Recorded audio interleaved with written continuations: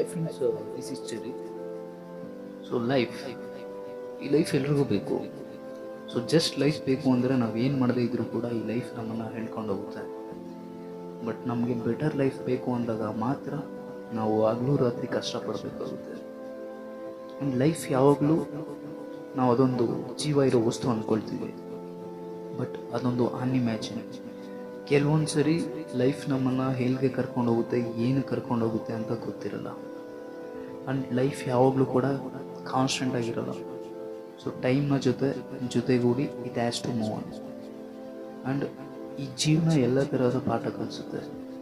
ಶತ್ರು ಯಾರು, ಹಿತಶತ್ರು ಯಾರು, ಬಂಧು ಯಾರು, ಬಂಧ ಯಾವುದು, ಅಥವಾ ತನ್ನ ಕಷ್ಟಕಾಲದಲ್ಲಿ ಯಾರ್ಯಾರು ನಿಲ್ತಾರೆ, ತನ್ನ ಸಿರಿತನದಲ್ಲಿ ಯಾರ್ಯಾರು ಬರ್ತಾರೆ, ಸೊ ಯಾವ್ಯಾವ ಥರ ಬಿಹೇವ್ ಮಾಡ್ತಾರೆ ಎಲ್ಲ ಕಲಿಸುತ್ತೆ.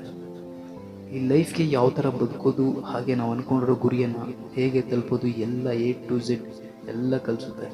ಈಗಿರೋ ಪ್ರೆಸೆಂಟ್ ಜೀವನದಲ್ಲಿ ಸೊ ಯಾರೋ ಇನ್ನೊಬ್ಬ ಥರ್ಡ್ ಪರ್ಸನ್ ಬಂದು ಹಂಗೆ ಬದುಕಬೇಕು, ಹಿಂಗೆ ಬದುಕಬೇಕು ಅಂತ ಪ್ಯಾತ್ ಅಂದರೆ ಒಂದು ದಾರಿ ಹಾಕ್ಕೊಡೋ ಅವಶ್ಯಕತೆ ಇಲ್ಲ. ಯಾಕಂದರೆ ಸೊ ಜೀವನನೇ ಎಲ್ಲ ಕಲಿಸುತ್ತೆ. A to Z ನೀ ಯಾವ ಥರ ಬದುಕಬೇಕು, ಯಾವ ಥರ ಇರಬೇಕು, ಸೊ ಎಲ್ಲ ಕಲಿಸುತ್ತೆ. ಸೊ ತುಂಬ ಸರಿ ರಿಯಾಲಿಟಿಯಲ್ಲಿ ಕಲ್ತ್ಕೊಳ್ಳೋ ಪಾಠಗಳು ಬಹುಶಃ ಪುಸ್ತಕಗಳು ಕೂಡ ಕಲಿಸಲ್ಲ ಅನಿಸುತ್ತೆ. ಸೊ ಹೇಳೋದಕ್ಕೆ ಜಸ್ಟ್ ಇದೊಂದು 4 word, LIFE life. So but ಇದಕ್ಕೆ ಹೆಂಡ್ ಅನ್ನೋದೇ ಇಲ್ಲ. ಸೊ ಈವನ್ ನಾವು ಡೆತ್ ಆದರೂ ಕೂಡ so life has to be move on. ಇನ್ನು ನನ್ನ ಲೈಫ್ ಅಂತೀರಾ, ಸೊ ಇನ್ನು ಈಗ 22. ಸೊ ಅಂಬೆಗಾಲಿಡ್ತಾ ಬದುಕನ್ನು ಜೀವನ ಜೊತೆ ಕಟ್ಕೊಳ್ತಾ ಇದ್ದೀನಿ. ಕಲಿಯೋದು ತುಂಬಾ ಇದೆ. ಸೊ ನಾನು ಹಾಗೆ ನೀವು. ಸೊ ಮತ್ತು ಈ ಜನರು ನಮಗೆ ಈ ಪಾಠ ಕಲಿಸೋಕೆ ರೆಡಿಯಾಗೇ ಇರ್ತಾರೆ.